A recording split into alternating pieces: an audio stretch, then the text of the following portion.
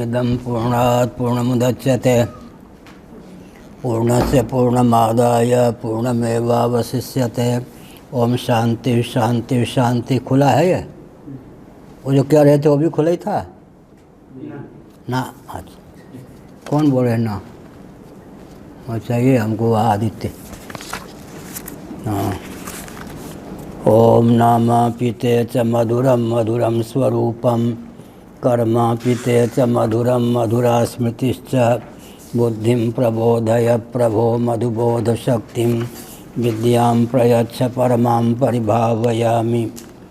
कोमलं कूजयन् वेणुं श्यामलोऽयं कुमारकः वेदवेद्यं परं ब्रह्म भासतां हृदये मम।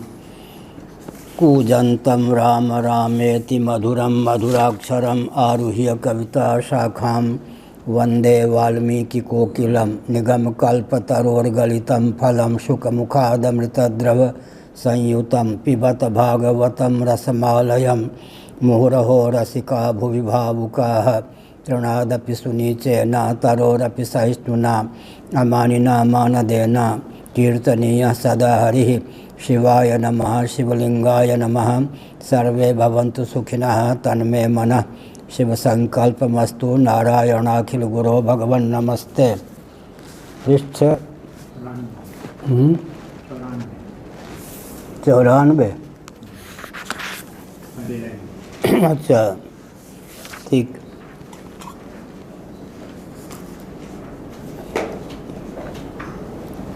बृहदारण्यक उपनिषद 1:3:1 पृष्ठ 94 शांकर भाष्य।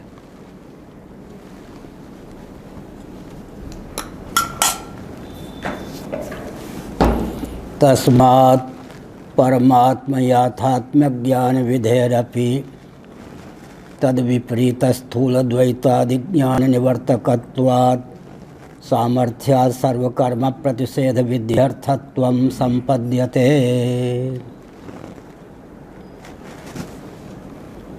माइक में आवाज आ रही है, हाथ थोड़ा ऊपर कर।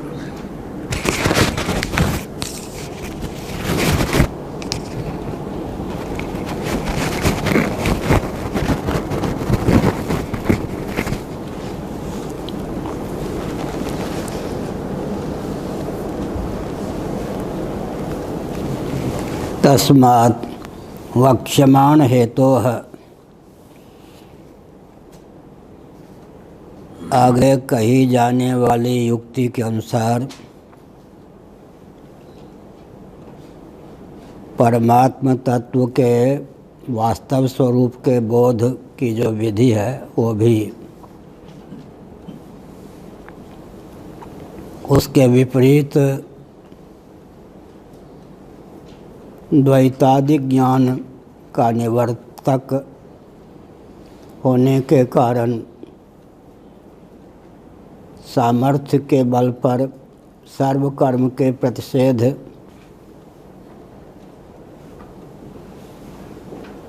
विधि के निमित्त मान्य है। अभिप्राय क्या हुआ?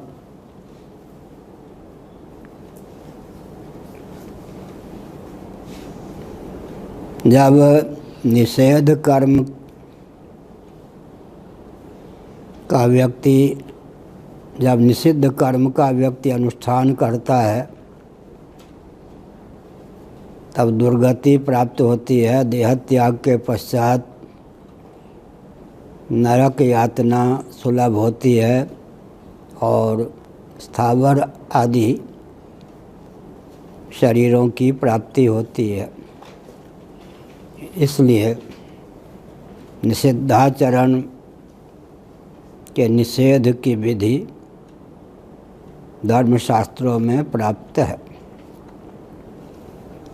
प्रवृत्ति के निमित्त से नहीं बल्कि निषिद्धाचरण से निवृत्ति के निमित्त जो विज्ञ महानुभाव हैं, शास्त्रिक समधिगम्य विधि निषेध में जिनकी आस्था है वे निषेध विधि के अनुसार निषिद्धाचरण के वर्जन का ज्ञान प्राप्त करके उसमें प्रीति प्रवृत्ति नहीं रखेंगे, कलंज भक्षण आदि से सदा विरत रहेंगे। तो जैसे निषिद्धाचरण को लेकर जो निषेध विधि की प्राप्ति होती है, वह निषिद्धाचरण से उपरामता में हेतु है, प्रीति प्रवृत्ति के वारण में हेतु है। ठीक इसी प्रकार जब व्यक्ति को अविक्रिय विज्ञान घन अद्वय सजाति विजाति स्वगत भेद शून्य देशकृत कालकृत वस्तुकृत परिच्छेद विरहित सद्घन चिद्घन आनंद घन ब्रह्मात्म तत्व के एकत्व का विज्ञान प्राप्त होता है, तब उसके फलस्वरूप निषिद्धाचरण की बात तो कौन कहे, काम्य कर्मों में भी और निष्काम कर्मों में भी उसकी प्रीति प्रवृत्ति परिलक्षित नहीं होती। इन सब से निसर्ग सिद्ध उपरामता उसके जीवन में हो जाती है। हिंदी में कहावत है, न रहे बांस न बने बांसुरी, न बने बांसुरी न बजे बांसुरी।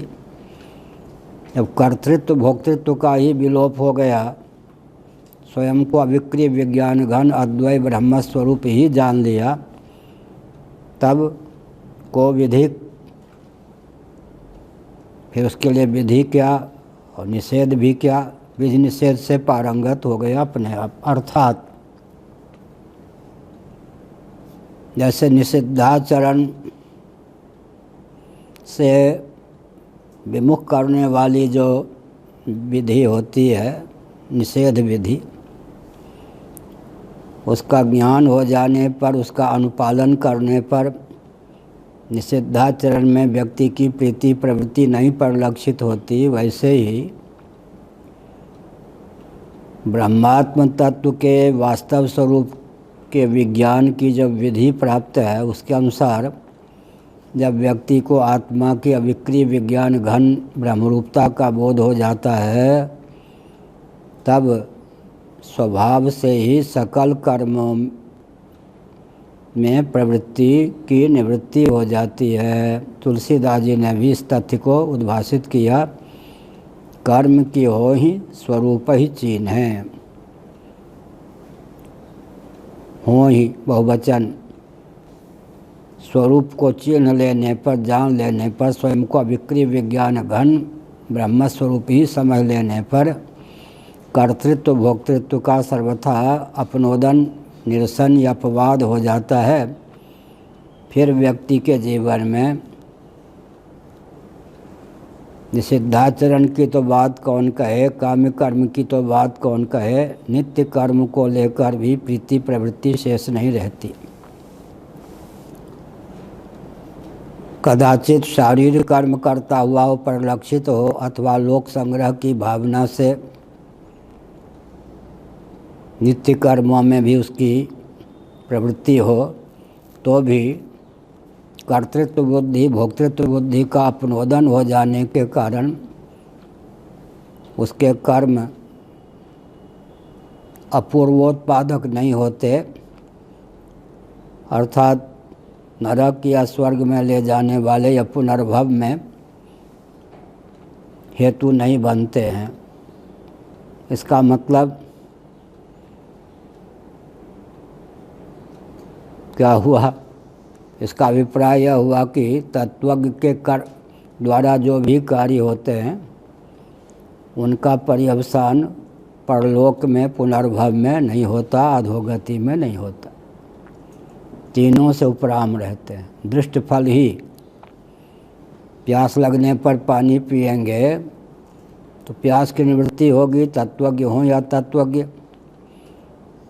लेकिन जो अतत्वज्ञ होते हैं, उनके द्वारा विधि का पालन हो तो, निषेध का पालन हो तो, दोनों दृष्टियों से ऊर्ध्वगति अधोगति की प्राप्ति, पुनर्भव की प्राप्ति संभावित है। लेकिन तत्वज्ञ के द्वारा सर्वथा वर्तमानोपि स योगी मयि वर्तते को विधि को निषेध का निषेध विधि निषेध से पारंगत हो गए, क्योंकि विधि निषेध की प्रवृत्ति कर्तृत्व भोक्तृत्व पर्यंत ही सिद्ध है। सामर्थ्यात् सर्वकर्म प्रतिषेध विध्यर्थत्वं संपद्यते। साक्षात नहीं, लेकिन सामर्थ्य के बल पर सर्वकर्म प्रतिषेध विध्यर्थत्वं संपद्यते। बहुत बढ़िया है। क्या हुआ? विधि तो साक्षात विधि क्या परिलक्षित हो रही है? परमात्म यथात्मक ज्ञान विधि। बहुत महत्वपूर्ण चीज़ है। कहीं पर निगाहें, कहीं पर निशाना। विधि यहाँ पर क्या प्राप्त है? इसका नाम है फलबल कल्प्य सिद्धांत। पूज्य गुरुदेव ने हमको बताया यह शब्द, फलबल कल्प्य। फल के बल पर कल्पना करने योग्य फलबल कल्प्य। उन्हीं के मुखारबिंद से मैंने यह शब्द सुना था। यहाँ विधि क्या प्राप्त है? परमात्म यथात्मक ज्ञान विधि। परमात्मा का जैसा स्वरूप है, वेद्यम वास्तवमत्र वस्तु शिवदम तापत्रयोन्मूलनम, श्रीमद्भागवत प्रथम स्कंध पहला अध्याय। परमात्मा का जैसा स्वरूप है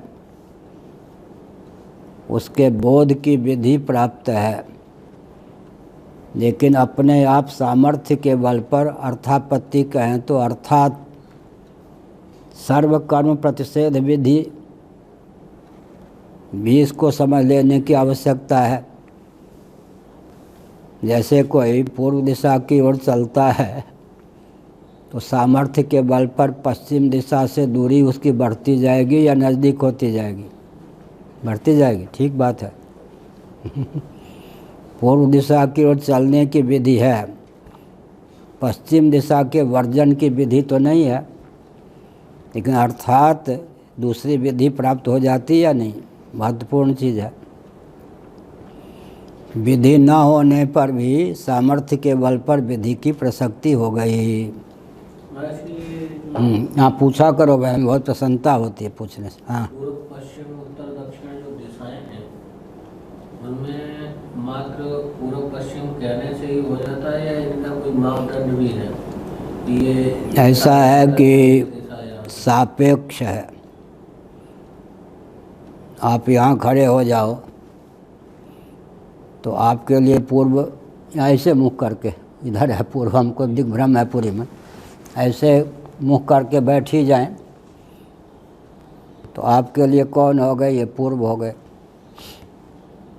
फिर पश्चिम, फिर उत्तर, दाएं हाथ की ओर दक्षिण, ये है।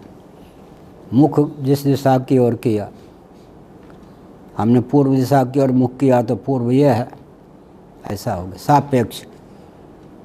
लेकिन अब वहाँ कोई बैठा है तब हम जहाँ बैठे हैं उसके लिए पश्चिम है या पूर्व है? क्या हमारे लिए यह पूर्व और आपके लिए हम जहाँ बैठे हैं पश्चिम है? क्या बात हो गई या नहीं? किसी के लिए उत्तर, किसी के लिए दक्षिण। तो जिस स्थान पर दिशा है ना, ये जिस स्थान पर वस्तु है या व्यक्ति है उसको लेकर पूर्व पश्चिम उत्तर दक्षिण का आकलन होगा। यह है।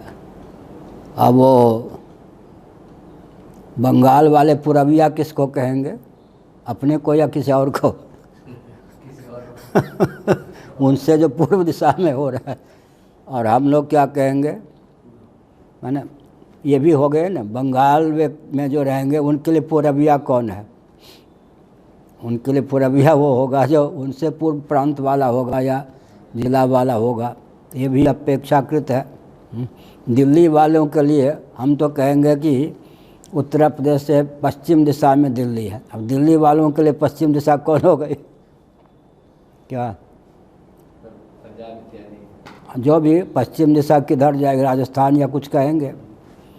तो यह भी वस्तु या व्यक्ति कहाँ स्थित है उसके आधार पर फिर पूर्व पश्चिम उत्तर दक्षिण की मान्यता चरितार्थ होती है। क्यों? अच्छा, केवल पृथ्वी ले लेंगे, पृथ्वी का नाम देश है, फिर जल का नाम देश है, फिर तेज का नाम देश है, फिर वायु का नाम देश है, फिर आकाश का नाम देश है, फिर अव्यक्त का नाम देश है, फिर देश कहाँ जाके बैठेगा? आत्मा का नाम देश। जिसमें सब जाके बैठ जाए वही देश है या नहीं? आत्मा का नाम देश है। तो अब विचित्र बात है कि देश पूर्व पश्चिम उत्तर दक्षिण जो है वो सापेक्ष है या नहीं? अच्छा, भुवा लोक में जो है उनके लिए ऊर्ध्वलोक कौन है? महा जना तप सत्यम। हमारे लिए ऊर्ध्वलोक यहीं से प्रारंभ हो जाएगा, भुवा ऐसे ही। और पृथ्वी के नीचे जो हैं उनके लिए ऊर्ध्वलोक क्या है? हम लोग ऊर्ध्वलोक में हैं या नहीं? हमारे लिए वो अधोलोक में है। तो सापेक्ष हुआ या नहीं? ऊर्ध्वाधः की मीमांसा है, पूर्व पश्चिम की मीमांसा है, उत्तर दक्षिण की मीमांसा है। क्या है वो? व्यवहार संपादन के लिए होने पर भी सापेक्ष है, वस्तु की स्थिति जहाँ है। अच्छा, अब हमारे लिए यह वर्तमान काल है इस समय, और 5 घंटे बाद ये कौन सा काल हो जाएगा? या 2 मिनट बाद, या 1 मिनट बाद, 1 क्षण के बाद भूत हो जाएगा या नहीं? तो क्या मतलब हुआ? काल में भी यही है ना। जिसको हम कहते हैं वर्तमान, वो 2 क्षण के बाद क्या हो जाएगा? जिसको हम कहते हैं भविष्य, 2 क्षण के बाद क्या हो जाएगा? 1 क्षण के बाद। यह है प्रवाह है क्या? कौन भूत, कौन भविष्य, कौन वर्तमान? ठीक है। और कहीं अपने को न बैठा में तो काल का स्वरूप क्या होगा फिर? देश का स्वरूप क्या होगा फिर? इसीलिए ये सब सापेक्ष हैं।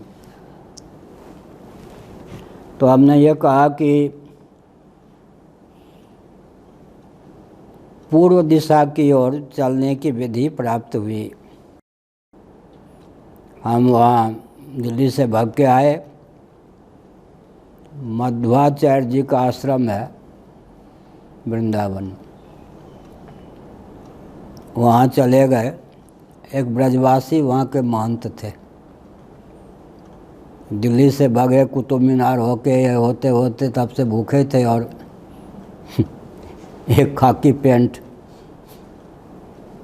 और एक खाकी, ये क्या कहते उसको अब हम भूल भी गए यहाँ, अब भूख जो भी कहते हैं सब भूल भाल गए। तो मध्वाचार्य जी के यहाँ गए,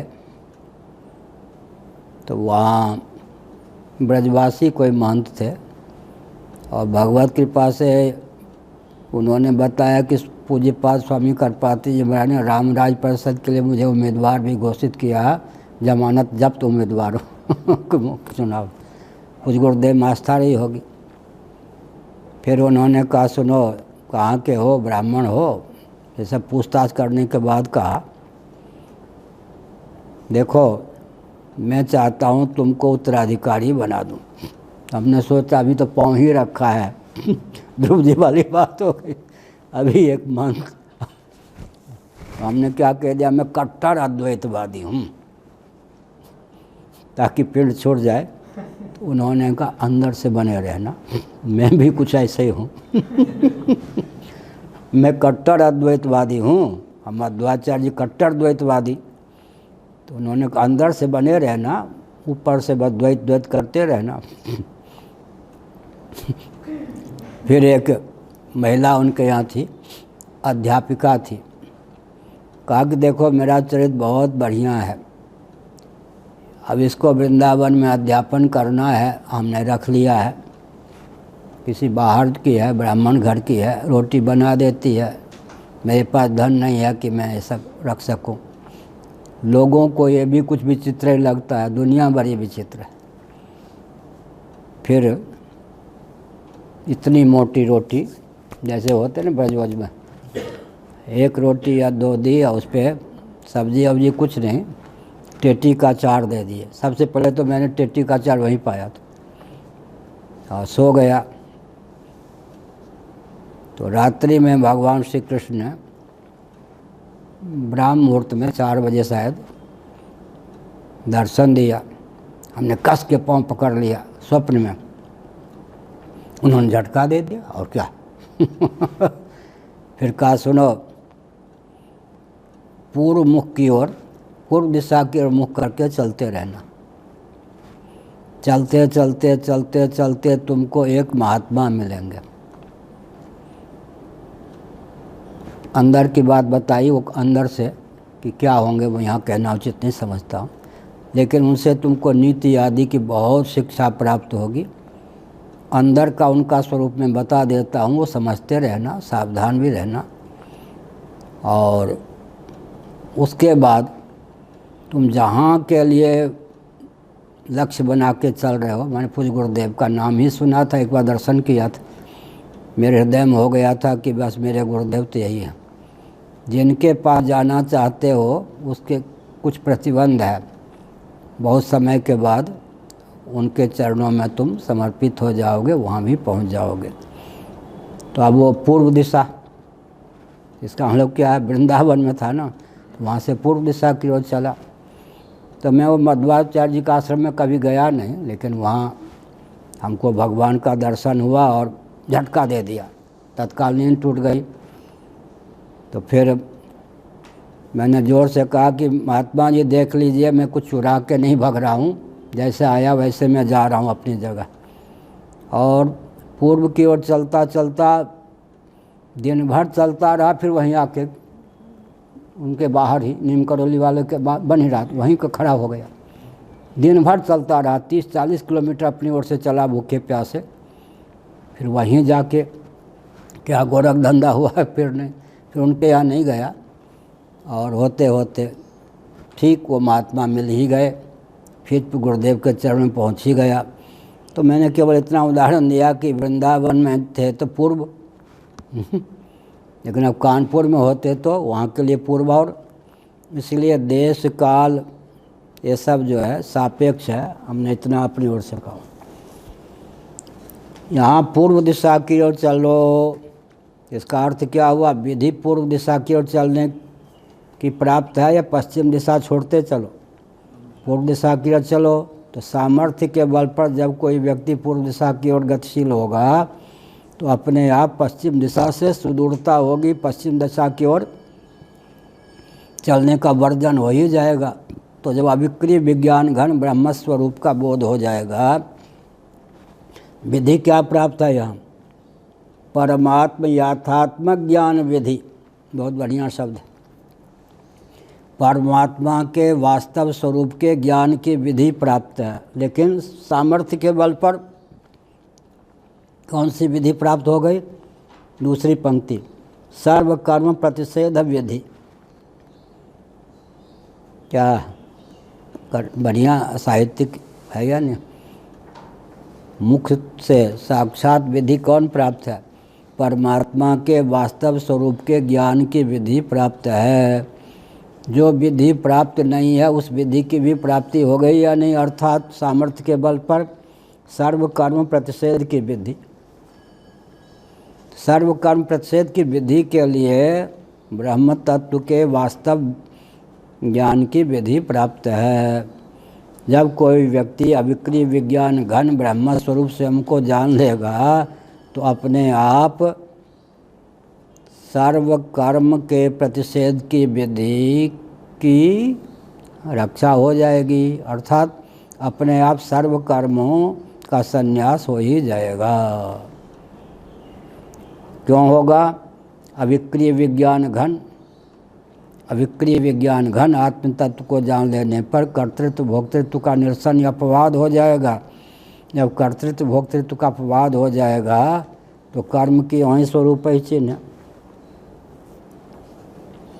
कर्म प्रवृत्ति अभावस्य तुल्यत्वाद यथा प्रतिषेध विषये। अब दोनों में क्या अंतर हुआ, निषिद्धाचरण के वर्जन की विधि, कलंज का भक्षण न करे, अन्याय का आलंबन लेकर उपार्जित व्यक्ति के अन्न का जल का ग्रहण न करे,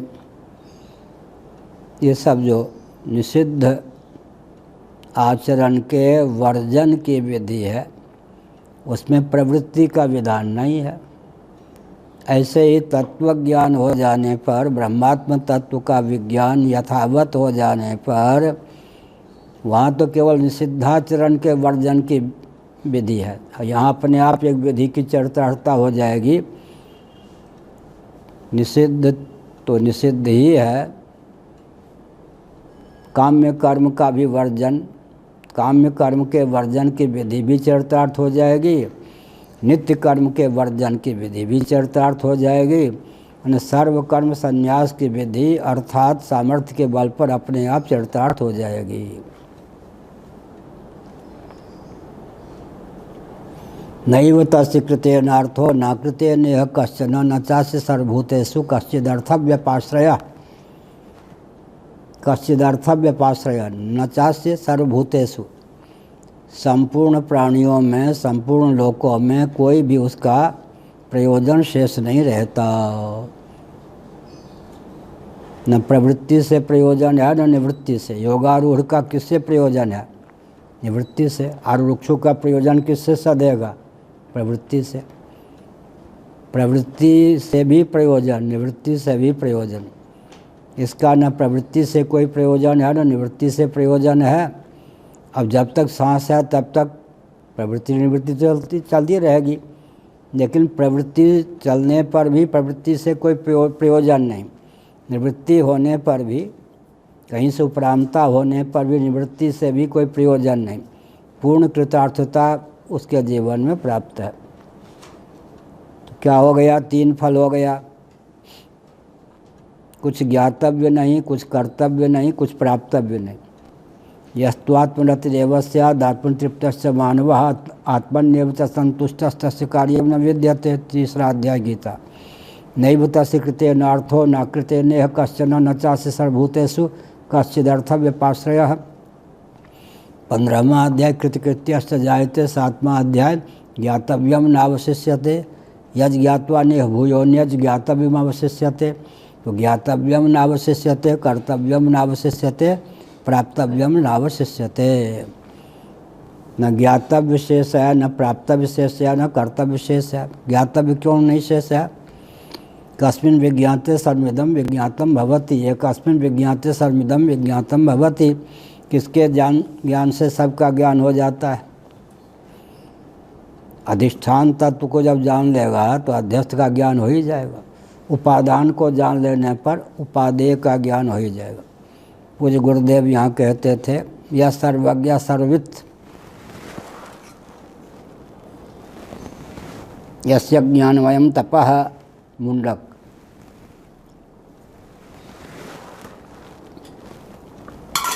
यहाँ पुनरुक्ति दोष का वारण कैसे करेंगे? यह सर्वज्ञ सर्ववित्, तो सर्वज्ञ भी है और सर्ववित् भी है, दोनों का अर्थ एक ही होगा। भगवान के लिए ये दोनों शब्द प्रयुक्त हैं। क्या? सर्वज्ञ सर्ववित्, दोनों का अर्थ एक होता है और पुनरुक्ति दोष है नहीं। और दोनों शब्दों का प्रयोग एक साथ है तो क्या अर्थ हुआ? सामान्य रूप से भी भगवान सबको जानते हैं, विशेष रूप से भी जानते हैं। हम जो जीव हैं, एकस्मिन् विज्ञाते सर्वमिदं विज्ञातम भवति। हम सामान्य रूप से सबको जान सकते हैं, तत्वज्ञ होने पर भी विशेष रूप से नहीं जान सकते। गिनी चुनी वस्तुओं को विशेष रूप से जान सकते हैं। क्यों? सामान्य रूप से जानना और विशेष रूप से जानना माने 50 मिट्टी के पात्र हों 50 ढंग के। सामान्य रूप से क्या हुआ ज्ञान? ये मृत पात्र हैं। अब वो सोने के 50 ढंग के आभूषण हों, ये सुवर्णाभूषण है। अब कटक मुकुट कुंडल आदि विशेष विशेष हुए। ऐसे ही सामान्य रूप से हम जानेंगे सर्वम खलिदम ब्रह्म। भगवान तो विशेष रूप से भी जानते हैं ना। सामान्य और विशेष दोनों रूप से भगवान जानते हैं। पूज्य अखंडानंद जी बड़े विनोदी थे। अरे भाई, भगवान को चैन से रहने दोगे या नहीं? हाँ, सर्वज्ञ हैं तो नींद ही हराम हो जाएगी भगवान सबको जानने पर। वो अपने विचित्र के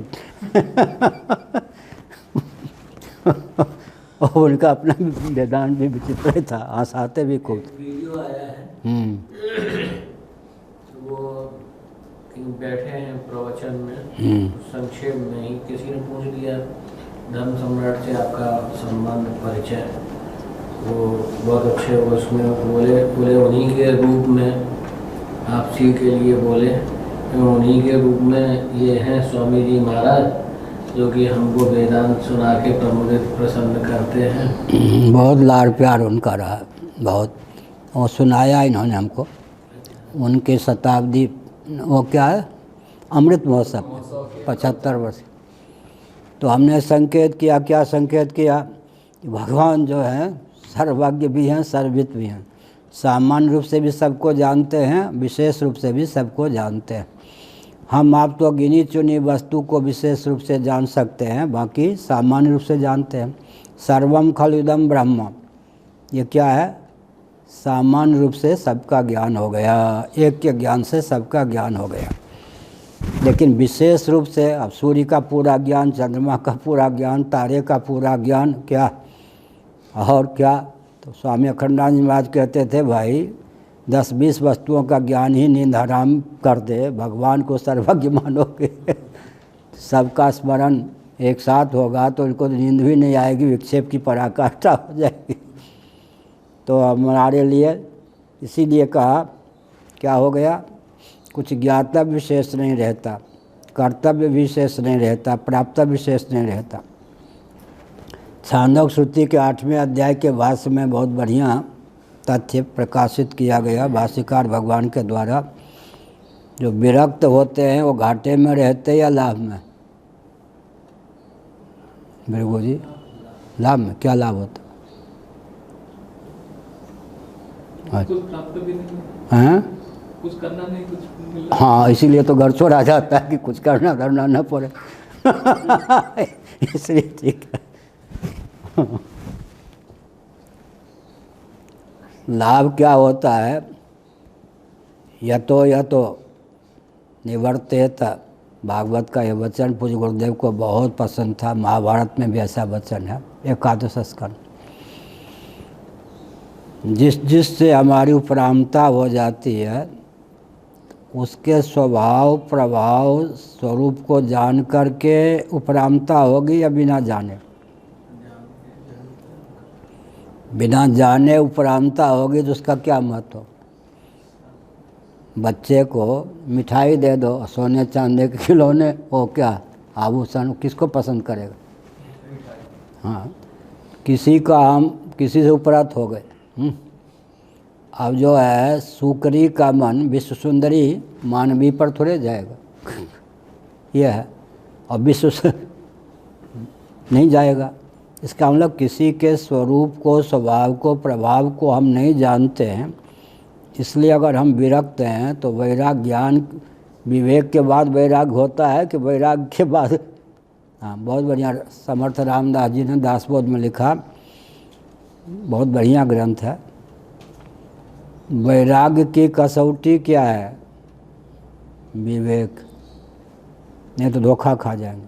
अब विवेक की कसौटी क्या है, वैराग्य। समर्थ रामदास जी।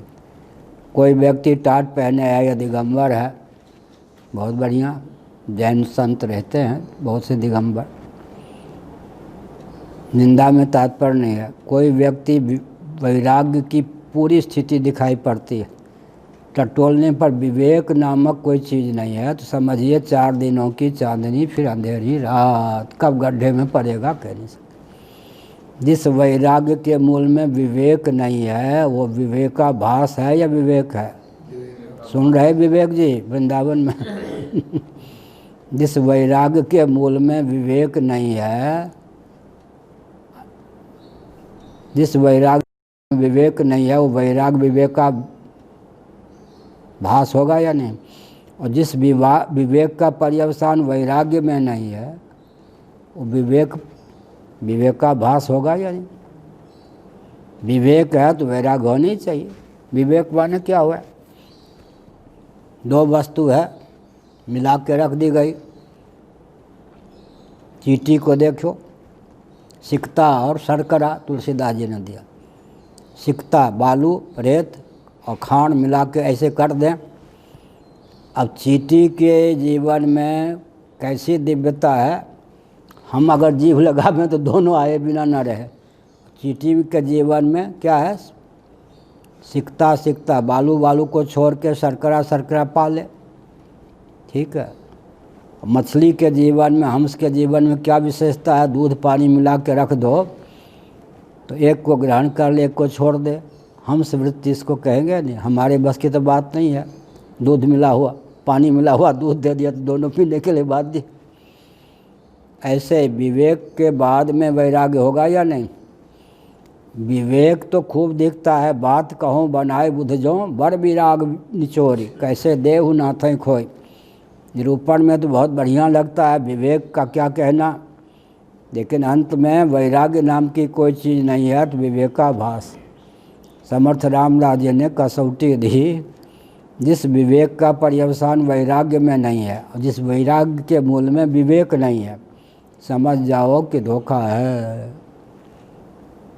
इसका मतलब 2 दिन का वो वैराग्य है, फिर जाके महान गर्त में गिरेगा और अत्यंत रागी हो जाएगा, यह कहा।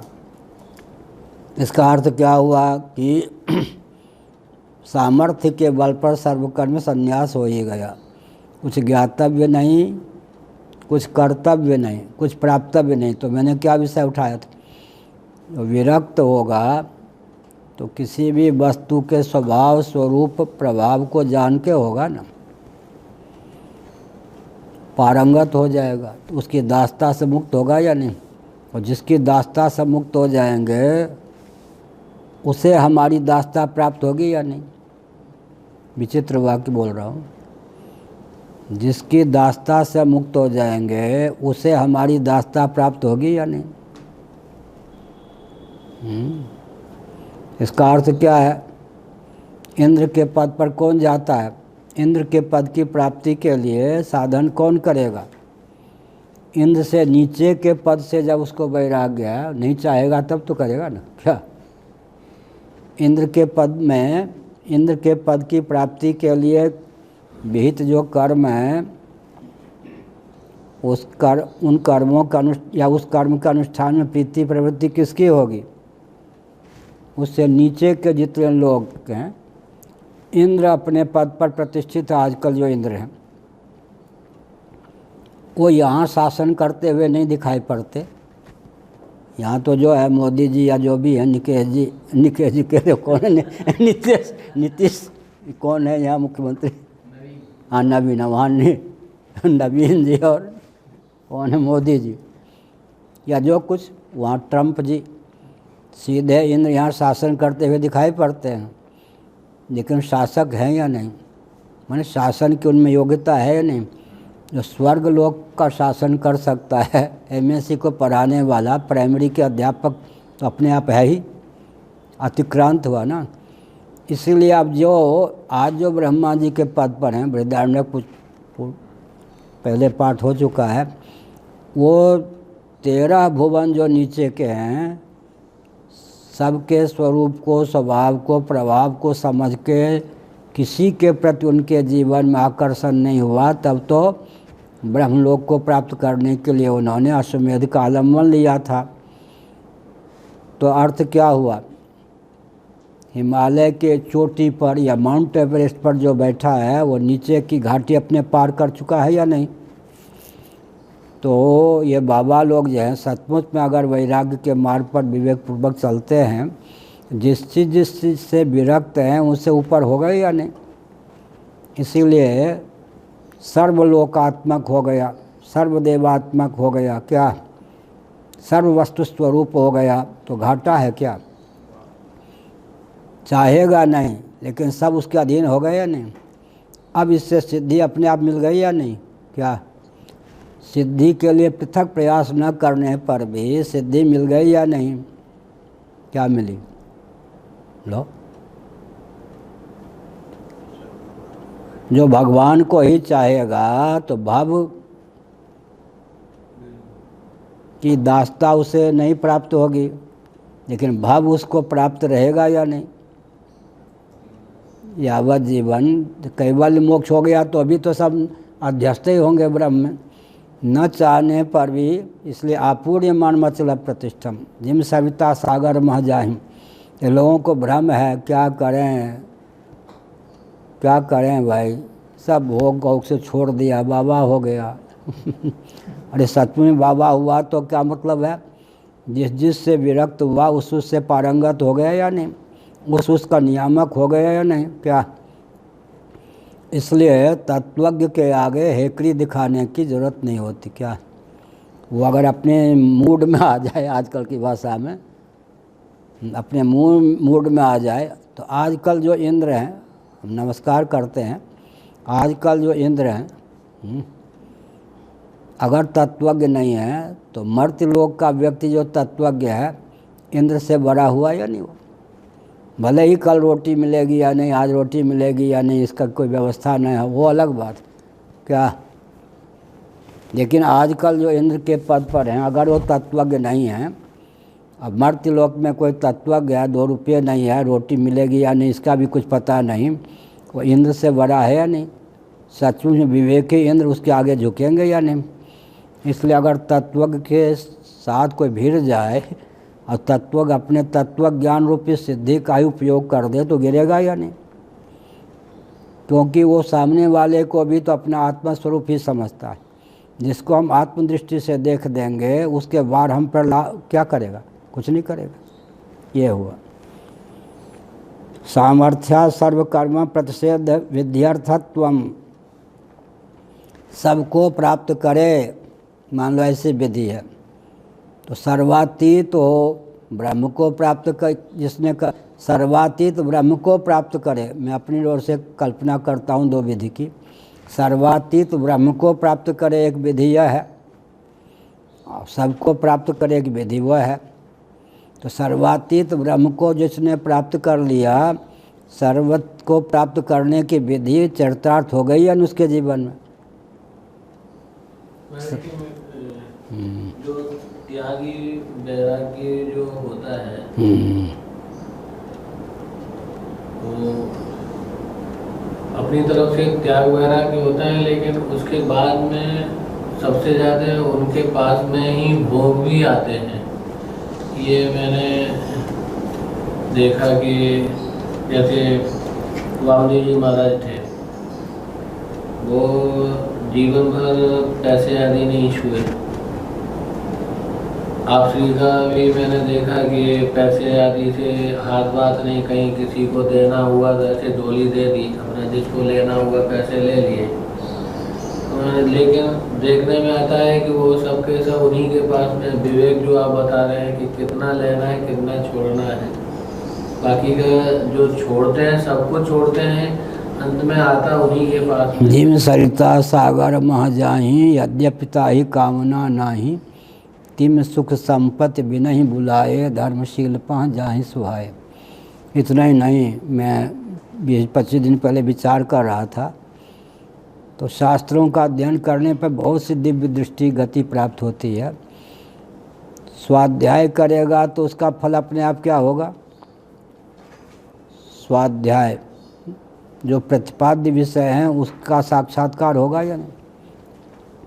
चोरी नहीं करेगा तो सब रत्न अपने आप उसके दृष्टि के सामने उभर के आएंगे या नहीं, क्या। इसी प्रकार से हमने संकेत किया, लक्ष्मी जी ने किसका वर्ण किया, भागवत। बाकी सनकादि भी थे और सब थे, जो लक्ष्मी जी को गुप्त या प्रकट चाहते थे, किसी के गले में जयमाला डाली क्या। नारायण जी तंदुपट्टा लक्ष्मी जी से उपराम हो के सो रहे थे, तो लक्ष्मी जी सोच रही थी कि मैं पत्नी बनाने जा रही हूँ या पति। आजकल विवाह पर कटाक्ष है। ये देवियाँ जो हैं वो पत्नी ढूंढती हैं तो स्त्री हैं तो स्त्री, लेकिन वो पति नहीं ढूंढती हैं। लक्ष्मी जी ने पति ढूंढा। आजकल की देवियाँ बुरा न मानो, गिनी चुनी बहुमत पुरानी लोगों की है, मान लो। आजकल की जो कन्याएं हैं कुमारी, वो पति नहीं ढूंढती हैं, कौन ढूंढती हैं, पत्नी। माने ऐसा पति जो उसकी दास्ता वरण करे तो फिर क्या हुआ। तो लक्ष्मी जी को पति चाहिए थे ना, पति माने उससे भी जो उपराम रहे। द्वेष करना अलग है, उपरामता अलग है। क्या द्वेष करना अलग है, उपरामता अलग है। तो लक्ष्मी जी ने वहीं जाके गले में, मैं पति ढूंढ रही हूँ, पत्नी नहीं ढूंढ रही हूँ, मैं पत्नी बनना चाहती हूँ, पति ढूंढ रही हूँ। इसलिए महाभारत में लक्ष्मी जी ने कहा है, जो मुझे चाहता है नारायण को नहीं चाहता, स्वप्न में भी मैं उसे सुलभ नहीं। उसको रुपये के नाम पर मैं दरिद्रता प्राप्त होती हूँ और उस कंटक प्राप्त हो जाती हूँ। जो मुझे चाहता है, मेरे पतिदेव नारायण को नहीं चाहता, उसको मैं फूटी आँख से देखना भी नहीं चाहती। महाभारत में लिखा है। इसका मतलब क्या हुआ? इसका अर्थ यह है कि तिम शिव सुख संपत्ति बिना ही बुलाए, आपूर्यमान मतलब प्रतिष्ठम किया अनुवाद है ये। तिम सुख संपत्ति जिम सरिता सागर में जाहि, अपनी महिमा में जो सागर। दूसरी बात है मनोविज्ञान क्या है? सागर के तट से तो ऊंचाई नीचाई का माप होता है ना। सागर ने अपने आप को सबसे नीचे कर रखा है धरती में। माउंट एवरेस्ट की इतनी ऊंचाई, मापदंड क्या देंगे? समुद्र के तट ना, अपेक्षित। नीचाई ऊंचाई भी तो अपेक्षित है या नहीं? तो ऊपर जो वाले जो हैं, जितने स्रोत हैं नदी के, गंगा में यमुना मिले या यमुना में गंगा मिले, ऊपर से यमुना की धारा आती। गंगा की धारा उसकी अपेक्षा प्रयाग में नीचे है, ऊपर से जो आएगा, समझ गए ना संकेत? अपने आप को अधिष्ठान नीचे होगा या ऊपर होगा? अध्यस्त ऊपर होगा ना। इसी प्रकार से ये भी एक मनोविज्ञान है, जो अपने आप को सागर के समान बना लेगा। तो जितने अहंकारी हैं, डोलते रहते हैं, वो सब जाके, वो चाहे या ना चाहे, वहीं जाकर गिरने के लिए बाध्य होंगे। कोई अस्त्र शस्त्र की ज़रूरत नहीं है। क्या सागर सबसे नीचे है, तो ऊपर से जितने स्रोत जल के होंगे, उनकी लाचारी या घुमा फिरा के वहीं जाएं। ये कहा तो बहुत बढ़िया है। विधि से विधि, तो एक दो विधि मैंने कल्पना करके कही। सर्वातीत हो जाए, एक विधि ये है। सबको प्राप्त कर ले, एक विधि ये है। तो कौन विधि पसंद है सुरेश जी? कहीं और है मन, सुने ही नहीं तो फिर। हाँ, सर्वातीत हो जाए एक विधि है, और सर्वातीत हो जाए एक है सबको प्राप्त कर ले। एक सबको प्राप्त करने की विधि है, एक सर्वातीत होने की विधि है। तो कौन विधि? सर्वातीत विधि को जो अपना लेगा, सर्वातीत अगर हो गया तो सबकी प्राप्ति हो गई या नहीं? इसलिए कोई कोई विधि साक्षात प्राप्त न होने पर भी सामर्थ्य के बल पर प्राप्त हो जाती है, चरितार्थता उसकी सिद्ध होती है।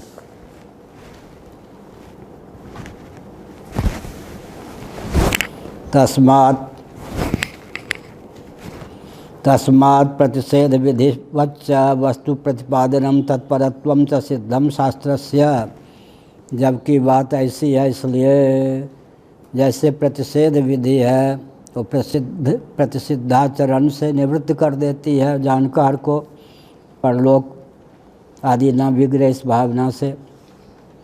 ठीक उसी प्रकार ब्रह्म तत्व के वास्तव स्वरूप को जानने की जो विधि है, उससे क्या होता है? वह तो प्रतिषिद्धाचरण से ही निवृत्ति है। यहाँ प्रतिषिद्ध तो से निवृत्ति तो है ही, विहित से भी। इसलिए ये हमारे वो एक हैं अहमदाबाद में एक साध्वी हैं ना, 2 साल पहले इनसे प्रश्न करवाया था कि विहित की क्षमा मांग रहे शंकराचार्य। विहितम अभिहितम वा, अभिहित आचरण हो जाए तो उसकी क्षमा तो मांगनी चाहिए, विहित की क्षमा क्यों? इसीलिए निषिद्धाचरण जो है वो तो निषिद्ध है ही। मुमुक्षु मुक्त जो तत्व का तत्वज्ञ है, उसके लिए क्या है? विहिताचरण भी निषिद्ध है, क्योंकि कर्तृत्व बुद्धि के बिना विहित का आचरण भी नहीं। दूसरी बात है कि ब्रह्मानुसंधान के अतिरिक्त उसका कोई कर्तव्य नहीं। और ब्रह्म साक्षात्कार हो गया तो विहित अविहित, विहित से भी क्षमा मांगने का अर्थ क्या हुआ? कर्तव्य बुद्धिपूर्वक जैसे निषिद्धाचरण संभव है, वैसे कर्तव्य बुद्धिपूर्वक ही विहित का आचरण भी संभव है। अतः पाप के समान ही ज्ञान की दृष्टि से विचार करें तो पुण्य भी त्याज्य है। पर किसके लिए? बहुत बढ़िया कहा वल्लभाचार्य महाराज ने। संग जो है सर्वात्मा न त्याज्य है पूर्ण रूप से। अब संग त्याग किए बिना न रहे तो सत्संग करे। संग सर्वथा, क्योंकि असंगो नहीं सज्जते, आत्मतत्व संग है। संग सर्वथा त्याज्य है। अब बिना संग के तो रहा नहीं जाएगा। तो फिर सत्संग करे, सत्पुरुषों का संग करे, दुस्संग न करे। लेकिन संग, आत्मा तो असंग है, तो सत्संग का क्या अर्थ हुआ? उससे ये बढ़िया है। क्या? किससे? दुस्संग से तो दुर्गति होगी, सत्संग से सदगति का मार्ग प्रशस्त हुआ। लेकिन आत्मा को जब असंग समझ लेंगे तब पाठ में सोए बिना नहीं रहेंगे। अरे बाबा जग भी गए।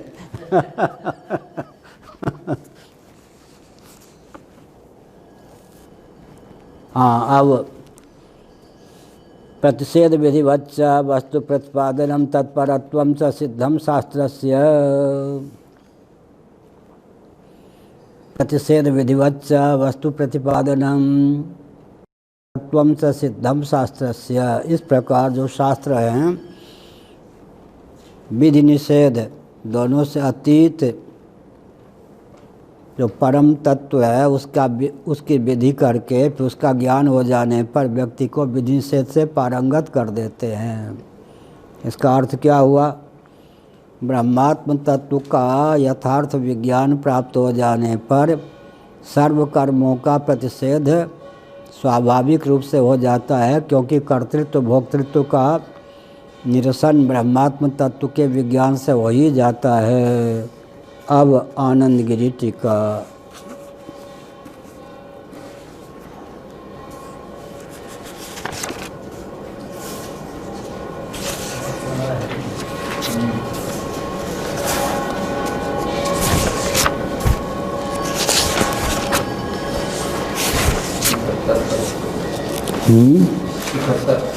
तिहत्तर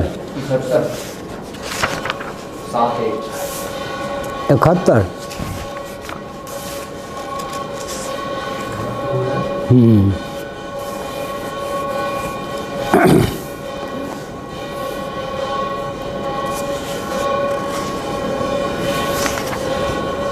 70 पेज भाई, 70 पेज होना चाहिए।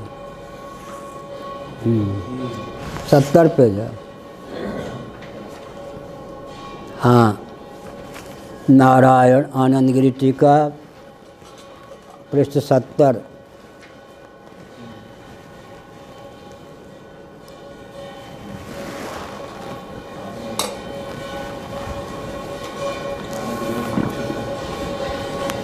ब्राह्मणान्तरमवतार्य तस्य पूर्वेण सम्बन्धः प्रतीतेः न सोऽस्तीत्याक्षिपति द्वयाहेत्याद्यस्य। 71 पृष्ठ पर मूल है। द्वयाह प्राजापत्या देवाश्च असुराश्च। भाषिकी उत्थानिका 69 पेज से शुरू है। आनंद गिरी टीका 70 पेज से शुरू है। मूल जो ब्राह्मण है वो 71 पृष्ठ पर है।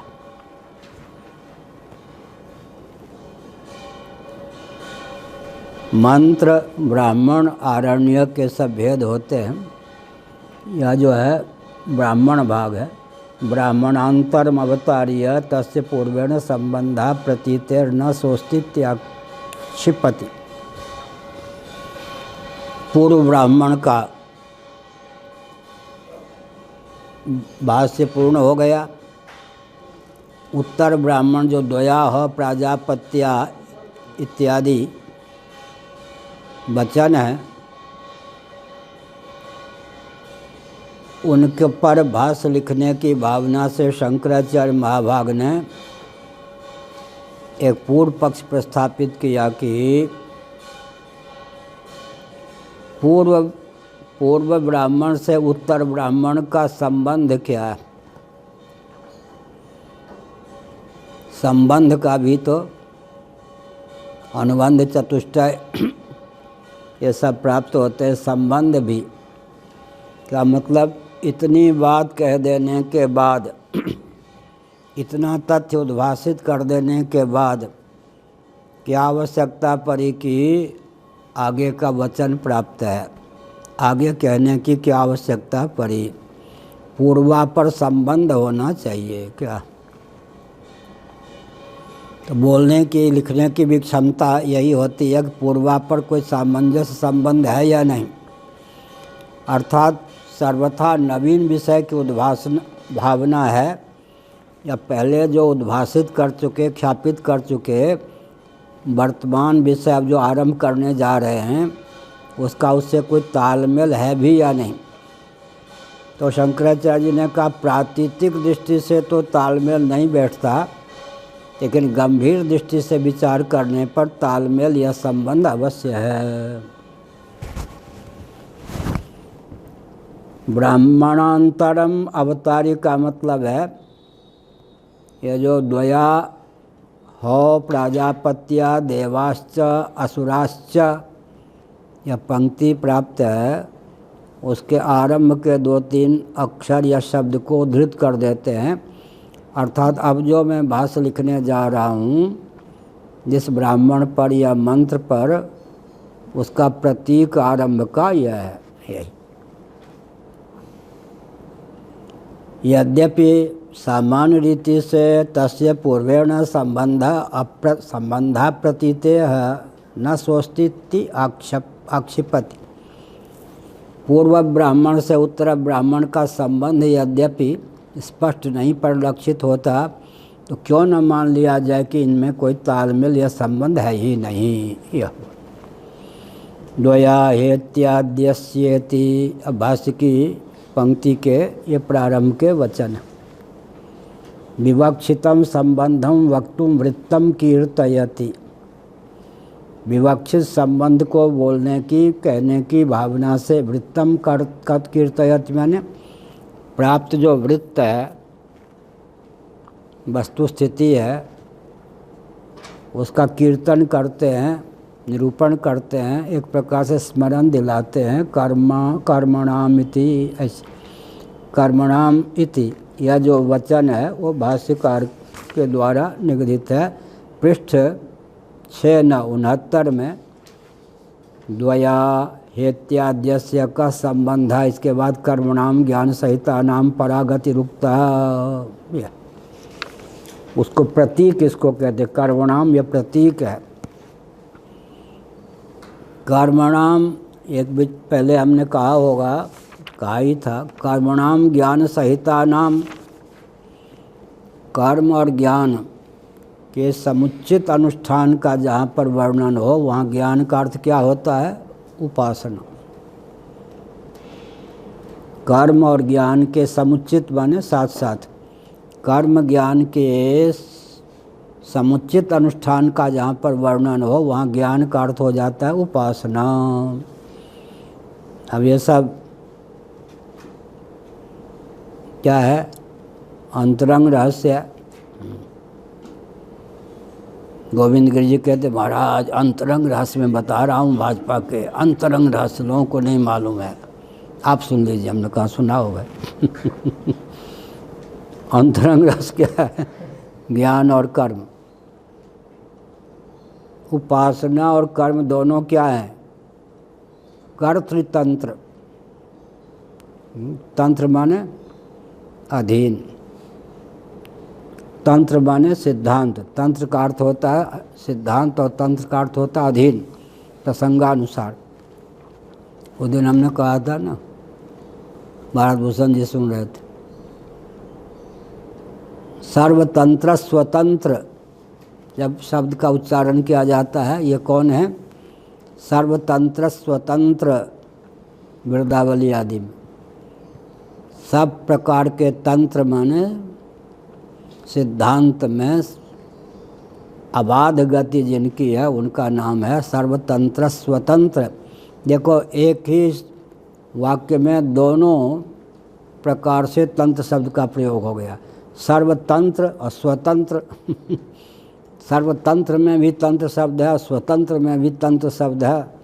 अब वृंदावली में किसी के लिए कहा जाए सर्वतंत्र स्वतंत्र, उनसे पूछ लिया जाए सब तंत्रगत तंत्र स्वतंत्रगत तंत्र में क्या भेद है बताइए तब।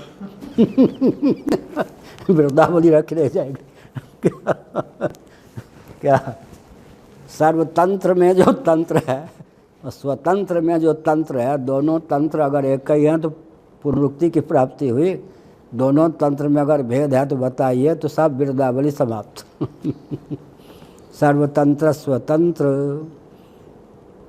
सब प्रकार के जो तंत्र हैं सिद्धांत, उनमें जिनकी अबाध गति है, आगम के जितने भेद हैं उनमें जिनकी अबाध गति है। स्वतंत्र माने किसी तंत्र माने अधीन, स्वतंत्र परतंत्र में जो तंत्र शब्द है अधीनता का द्योतक। और सर्वतंत्र जब कहेंगे, सर्वतंत्र में जो तंत्र शब्द है वो शास्त्र का सिद्धांत का वाचक है।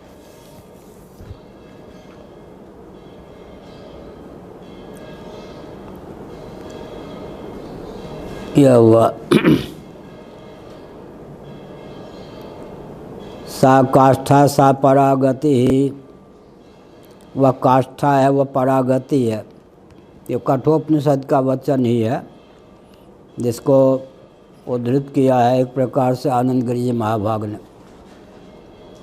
कर्मणामिति, तो मैं कह रहा था कर्म और ज्ञान दोनों शब्द एक साथ आ जाएं और दोनों के समुचित अनुष्ठान का वर्णन हो, तब ज्ञान का अर्थ क्या करना चाहिए? उपासना। क्यों करना चाहिए? कर्म और उपासना दोनों कर्तृतंत्र हैं। कर्तृतंत्र माने कर्ता के अधीन। और जो ज्ञान कहा जाता है, ज्ञान के अर्थ में ज्ञान, ज्ञान वो उधर बोलेंगे दक्षिण की ओर, ज्ञान जो और यों संयुक्त होकर ज्ञान। हमारे उच्चारण पर दक्षिण का बड़ा प्रभाव है, श्लोक आदि के उच्चारण आदि पर। बोलने में भी उधरे का प्रभाव ज़्यादा है दक्षिण का। तो हमने क्या संकेत किया? तत्वज्ञान के लिए जब ज्ञान शब्द का प्रयोग होगा तो क्या होगा? वो क्या है? वस्तु तंत्र, वस्तु के अधीन। कर्मोपासना दोनों एक तंत्र हैं। कौन से तंत्र? कर्म तंत्र। कर्म तंत्र वो क्या है? वस्तु तंत्र। अब सर्वतंत्र स्वतंत्र जब कहेंगे तो एक नया अर्थ भी निकल आया। क्या? सर्वतंत्र स्वतंत्र, कर्म उपासना और ज्ञान तीनों प्रकार के तंत्र में या दोनों प्रकार के तंत्र में जिनकी अबाध गति हो उसका नाम हो गया सर्वतंत्र स्वतंत्र, या वे हो गए सर्वतंत्र स्वतंत्र। तीसरा अर्थ हो गया। कर्म और उपासना क्या है? कर्तृतंत्र। कर्तृतंत्र का अर्थ क्या होता है? कर्ता के अधीन। कहीं न कहीं कर्म में कर्ता को स्वतंत्रता कुछ होती है। क्या?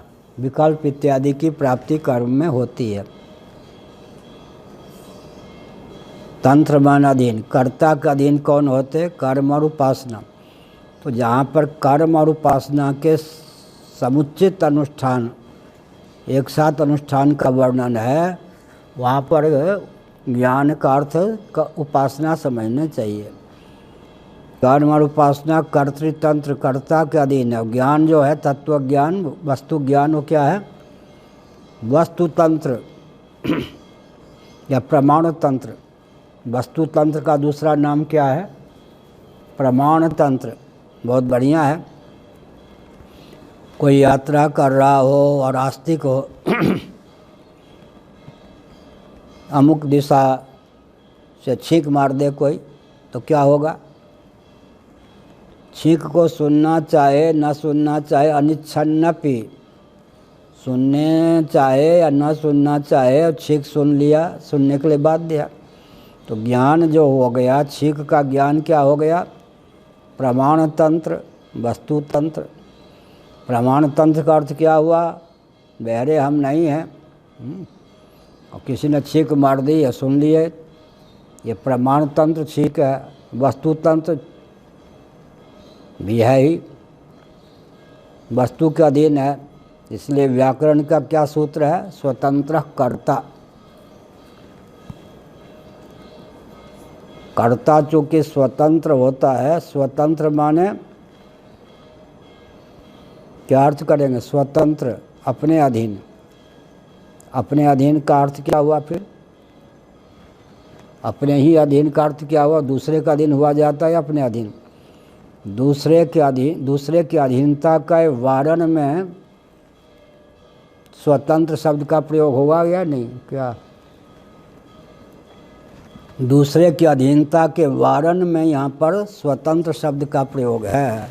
अपने अधीन क्या होगा? दूसरे का अधीन होता है व्यक्ति, अपने अधीन क्या होगा? इसीलिए यस्त्वात्मरति देवस्यात्, गीता का 3रा अध्याय। आत्मरति संभव है क्या? आत्मरति संभव क्यों नहीं है? रति का कर्ता भी आत्म तत्व और रति का विषय भी। इसको व्याकरण की दृष्टि से क्या कहेंगे? कर्म कर्तृ दोष की प्रसक्ति। स्वयं ही कर्ता, स्वयं ही कर्म, संभव नहीं। तो शंकराचार्य महाराज ने क्या लिखा? अनात्मरति की निवृत्ति में तात्पर्य है आत्मरति संभव नहीं। ऐसे यहाँ सभी शब्द ऐसे हैं। कहाँ? 3रे अध्याय में। यस्तु आत्मरति देवस्यात् आत्मतृप्ति संभव है क्या? तो तृप्ति का विषय भी आत्मा, तृप्त होने वाला भी आत्मा या हो गया। यस्तु आत्मरति देवस्यात् आत्मतृप्त समान आत्मसंतुष्टि भी संभव नहीं है। तो व्यावर्तन में विधिपरक वचन का भी, विधिपरक शब्द का भी व्यावर्तन में उपयोग होता है।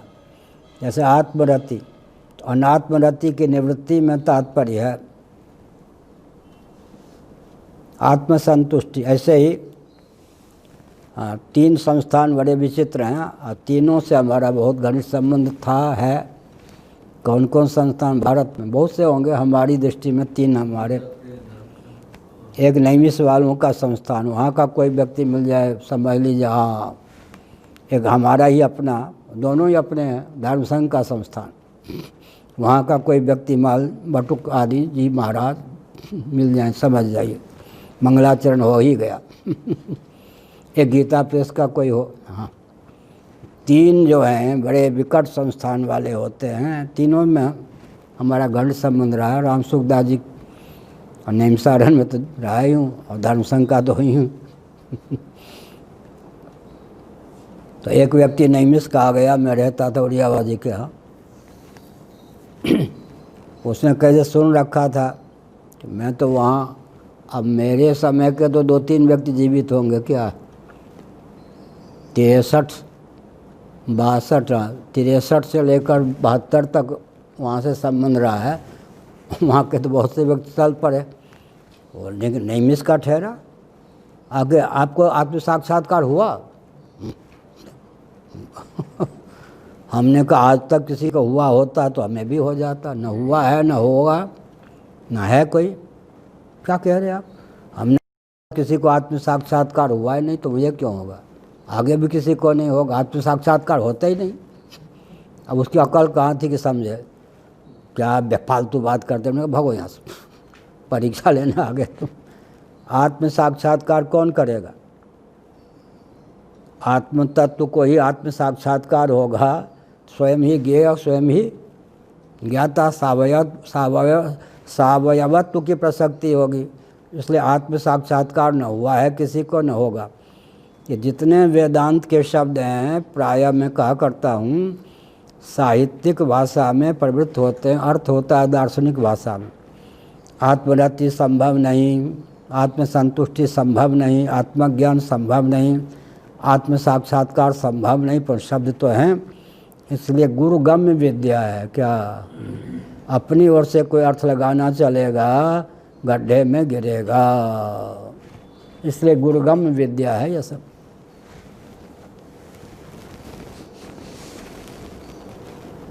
अब यो ज्ञान क्या का वो कहा वस्तु तंत्र या प्रमाण तंत्र ज्ञान को कहते हैं।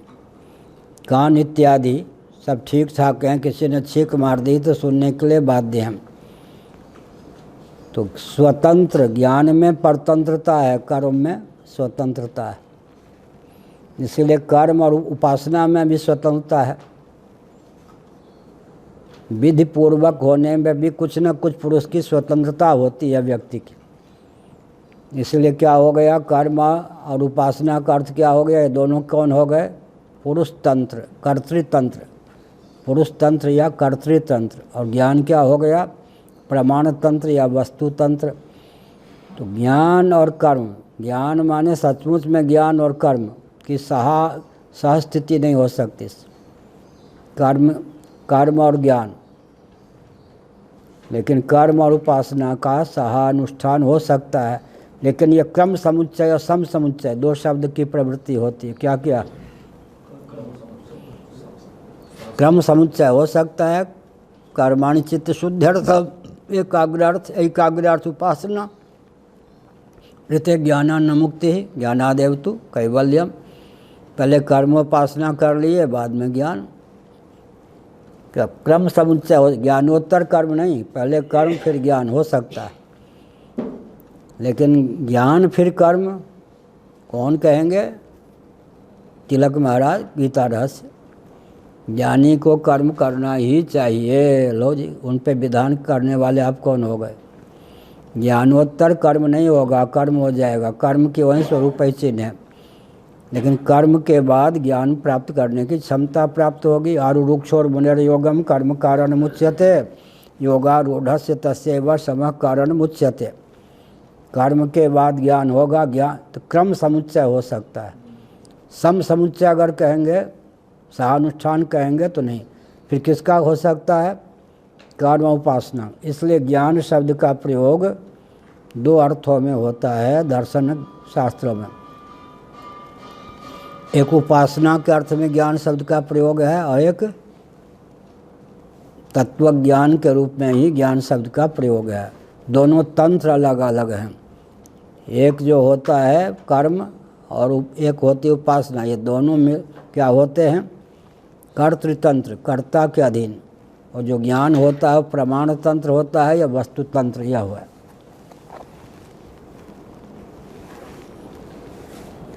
सा काष्ठा सा परागति इति श्रुतेरुक्ता परागतिर्मुक्ति इत्याशंक्या। वो काष्ठा है, वो परागति है। कठोपनिषद के अनुशीलन से सिद्ध है। काष्ठा परागति, उससे ऊपर कोई नहीं, पराकाष्ठा की गति है।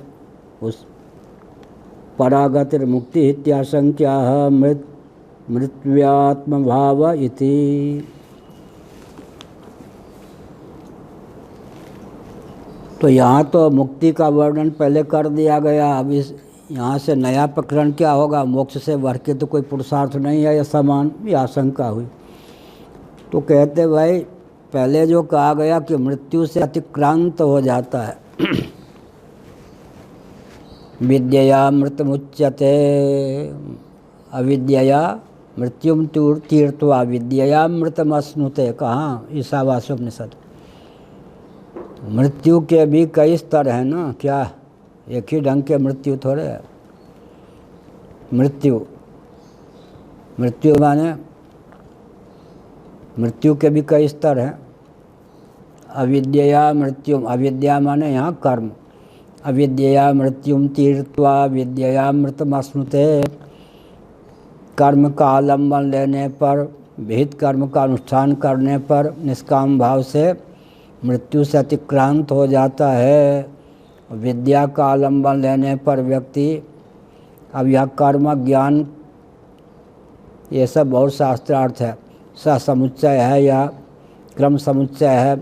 विद्या का अर्थ अगर सह समुच्चय लेंगे तो उपासना अर्थ हो जाएगा, और सहानुष्ठान नहीं लेंगे तो विद्या का तत्व ज्ञान हो जाएगा। इसलिए गौड़पादाचार्य जी ने जो अर्थ किया, वहाँ भगवान शंकराचार्य जी ने विद्या का अर्थ आचार्य को इस प्रकार मालूम मान्य है, ये सब लिखा है।